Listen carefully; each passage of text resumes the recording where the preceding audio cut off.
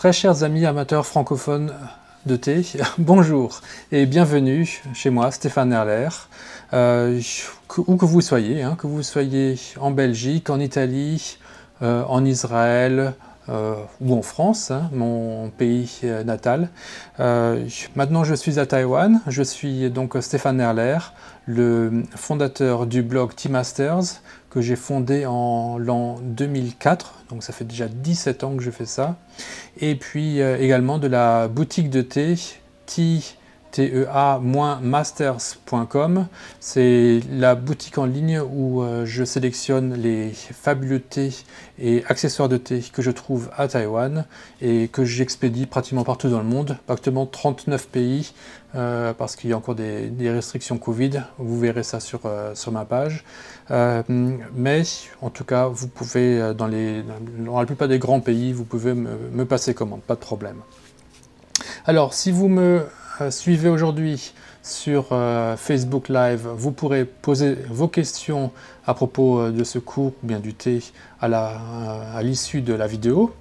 Et si vous me suivez en différé sur YouTube, vous pouvez également laisser un commentaire ou bien et surtout me mettre un petit like. Ça aidera à la diffusion de cette vidéo et à la diffusion donc de la culture et des connaissances de thé dans le monde occidental assez fermé des amateurs de thé.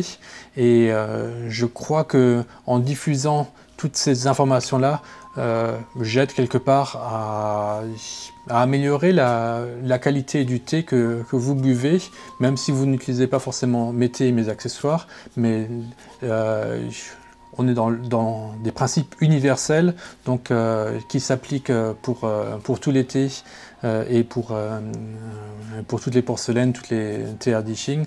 Donc même si vous n'êtes pas un client fidèle, vous pouvez également participer à ce cours et à le regarder, à le commenter et à le diffuser autour de vous, à tous les amis qui ont envie d'apprendre plus pour se parfaire dans le thé et mieux encore apprécier les feuilles qu'ils boivent. Alors, il y a 2 semaines, nous avons commencé ce cours sur les odeurs, avec comment sentir les feuilles de thé. Donc là, je vous ai appris que pour les feuilles de thé, on les sent en 2 fois.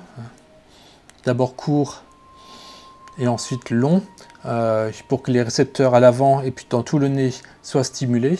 Et ces récepteurs nous permettent en fait de distinguer entre plus de 1000 milliards différentes odeurs dans le thé. Donc on a vraiment un outil fantastique à notre disposition et il faut bien l'utiliser.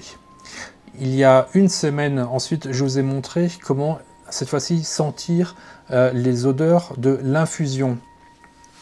Et pour les professionnels, comment utiliser cette cuillère à soupe pour sentir l'infusion en la plongeant dans l'infusion et pareil en sentant la cuillère et le reste d'arômes qui reste attaché à l'émail.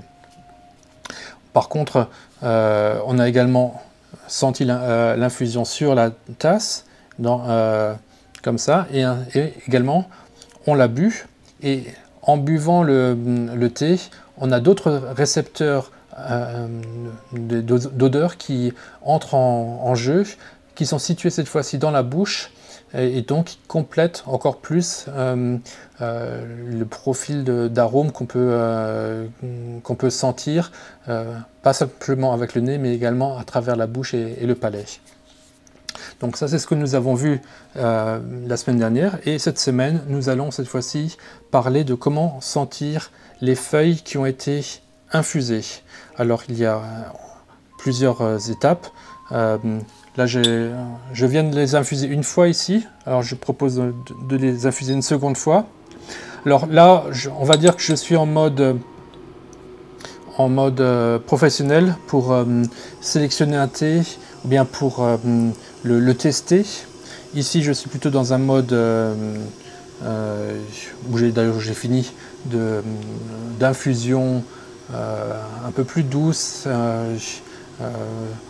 plus normal, on va dire gongfu, où il s'agit plus d'arriver à tirer le meilleur du thé et des feuilles plutôt que de le pousser à bout. Même s'il est très bon thé, il donne le meilleur quand on les pousse un petit peu. Hein, c'est également un bon truc pour se rappeler c'est quoi la bonne qualité, c'est le thé qui reste bon quand on le pousse. Alors ici, en mode de test, ce qu'on peut faire, c'est on peut secouer les feuilles dans leur réceptacle. On l'avait déjà vu quand ce sont des feuilles sèches, hein, qu'on n'a pas encore infusées, on peut les secouer, mais également quand ce sont des feuilles qu'on a déjà infusées une fois ou plusieurs fois, on peut de nouveau les secouer, et le fait de secouer les feuilles va intensifier les arômes qui sortent alors des feuilles. Par contre, quand on est en mode gongfu, à part dans la mode, il y a une ou deux méthodes où on secoue les feuilles au départ, mais en cours de route, on ne secoue pas les feuilles. C'est pas très zen, on va dire, de commencer à secouer les feuilles dans la théière ou dans le gaiwan.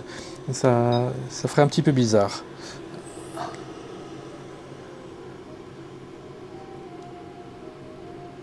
Et en fait, c'est pas seulement que ça fait bizarre, mais ça bouleverserait l'équilibre des feuilles qui a été obtenu naturellement quand on met les feuilles de manière harmonieuse au centre de la théière ou du gaiwan et qu'on verse avec notre eau de manière également à ce que les feuilles s'ouvrent dans toutes les directions. Donc de manière très naturelle, on a essayé de construire la disposition des feuilles dans notre gaiwan ou théière de manière à ce qu'elles soient très harmonieuses.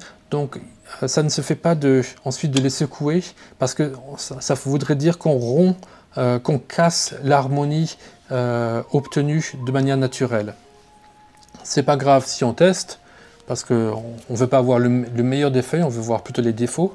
Mais si on veut, c'est dans une disposition d'esprit pour préparer le thé du mieux possible, on ne va pas faire ça. C'est pour ça que c'est vraiment également ridicule quand on voit des gens touiller leurs feuilles. On peut faire ça pour tester, mais pas en mode de dégustation en fait. Donc là c'est pratiquement vide vu que j'ai déjà versé les feuilles pour pouvoir les voir. Alors,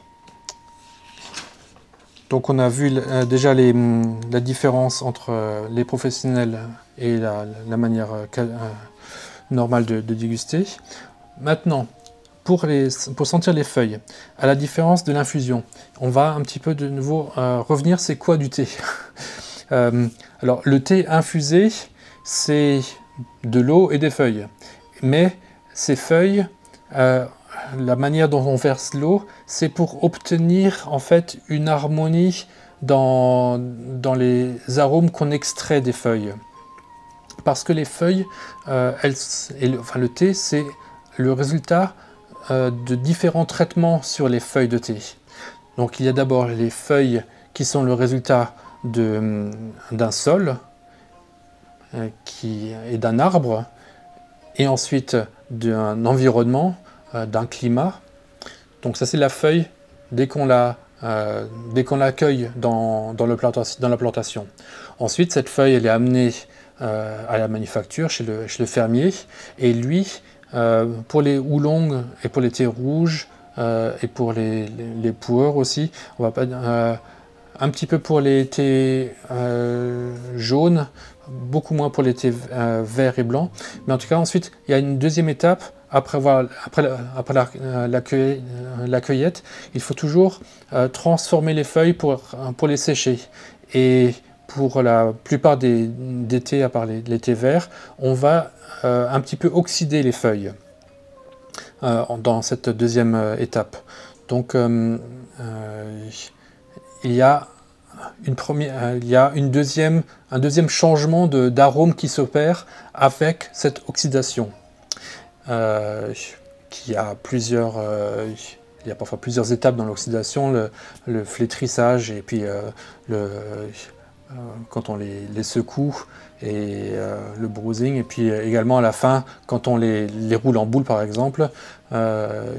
Donc là il y a l'oxydation qui a lieu, et puis ensuite on passe au séchage, voire même à la torréfaction, et là de nouveau il y a d'autres odeurs qui vont apparaître avec, notamment avec la torréfaction. Là, j'essaie de faire le cours de manière très générale pour qu'il s'applique un petit peu à tout. Donc, ça en a beaucoup moins avec les thés verts, forcément. Ça, c'est un peu plus simple. Mais avec des houlons, on a toujours une étape de séchage et même encore assez souvent de torréfaction. Ensuite, ça ne s'arrête pas là. Pour tous les thés, à moins que vous les dégustiez immédiatement, il y aura également une étape d'entreposage, une étape de vieillissement. Hein. Même si c'est un thé vert, si on le boit au printemps, ou bien 3 mois après, ou 6 mois après, ou 9 mois après, il va y avoir une perte de fraîcheur pour le thé vert. Pareil pour les houblons, au bout d'un certain temps, le thé va commencer à changer, rien que par le fait qu'on l'a entreposé pendant un certain temps. Ça va aller plus vite si on le met dans une jarre avec un petit peu d'air que si on le garde sous vide dans un sachet comme celui-là. Celui-là n'est pas sous vide, mais là on a minimisé l'air qui est dans le sachet. Voilà, donc il y a beaucoup d'odeurs qui viennent s'ajouter sur les feuilles au fur et à mesure de ces étapes de fabrication. Et quand on sent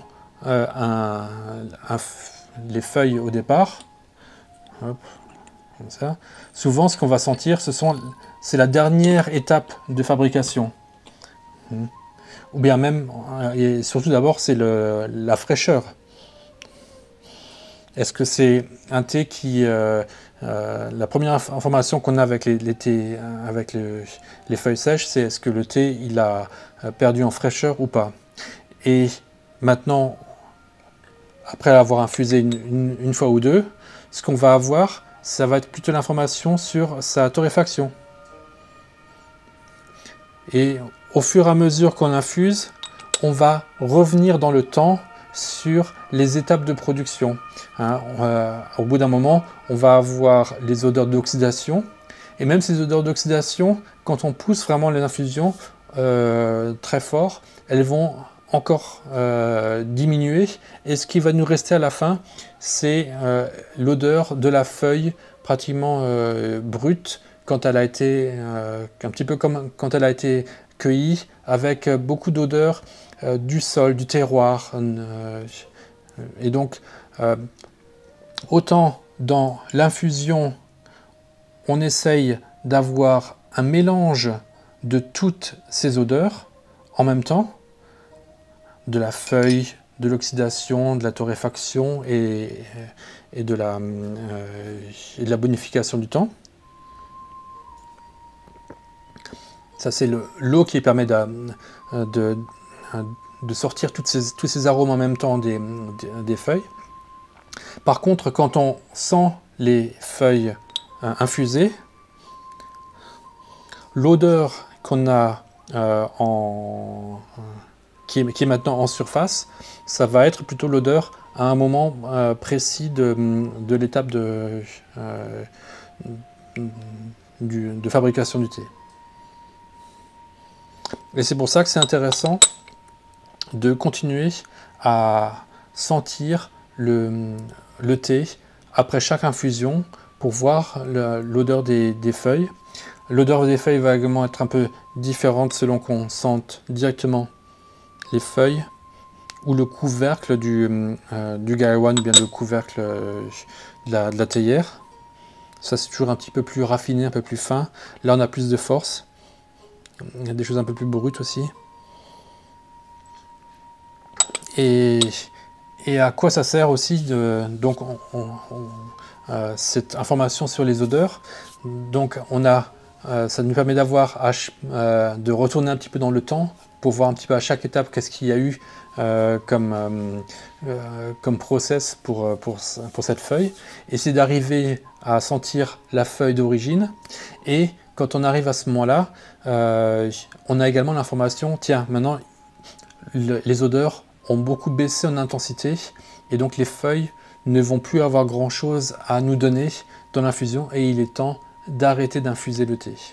Donc ça c'est aussi à ça que ça sert de sentir les feuilles pour décider, tiens, c'est quand le moment d'arrêter d'infuser le thé parce que les feuilles sont trop faibles et ont déjà tout donné de leurs arômes. Et à ce moment-là, c'est là qu'on peut les observer. Mais ça va être pour un autre cours. Ensuite, je voulais encore faire une petite remarque sur les arômes. Comment discuter un petit peu des arômes et ces odeurs-là. Alors, les odeurs, elles ont plusieurs caractéristiques. D'abord, il y a la puissance d'une odeur. Donc, on peut sentir, quand on sent les feuilles, quelle est l'intensité de cette odeur. Ensuite, on peut également se poser la question, quelle est la longueur de la persistance de cette odeur. Il y a certaines odeurs qu'on les sent et elles s'évanouissent pratiquement immédiatement, et d'autres qui persistent et qui durent très très longtemps, notamment dans le palais. Et la troisième caractéristique qu'on peut analyser, c'est la pureté de cette odeur. La pureté de l'odeur, c'est un petit peu comme la pureté d'une note de musique. Est-ce que cette note est bien claire ou bien est-ce qu'il y a du trémolo? Donc est-ce que je parle ah ou bien c'est ah? Donc là la pureté de l'arôme va également influencer sa qualité. Et en dernier lieu, en fait, ça c'est le côté le moins objectif, c'est la beauté de cet arôme. Alors, certaines mémoires vont influencer notre perception de telle ou telle odeur. Pour la beauté orientale que je suis en train de déguster, il y a beaucoup d'odeurs de miel. Alors si vous avez des très beaux souvenirs de miel de Provence dans votre enfance, probablement vous aurez un meilleur rapport à la beauté orientale que quelqu'un qui n'a pas de souvenirs particuliers de miel dans son enfance, parce qu'il ne va pas l'associer, cette odeur, à un moment très de grand bonheur. Donc ça c'est le côté un petit peu moins objectif, où on peut dire les goûts et les couleurs varient selon les personnes. Par contre, au niveau de l'intensité, de la persistance et de la pureté des arômes, ça c'est quelque chose sur lequel on peut discuter de manière quand même assez objective. Et donc là c'est ce qui est assez intéressant de discuter. Voilà, encore un petit aparté que je voulais faire sur ce cours dédié aux odeurs du thé. J'espère que ça vous a intéressé et je vous reverrai la semaine prochaine pour un autre cours.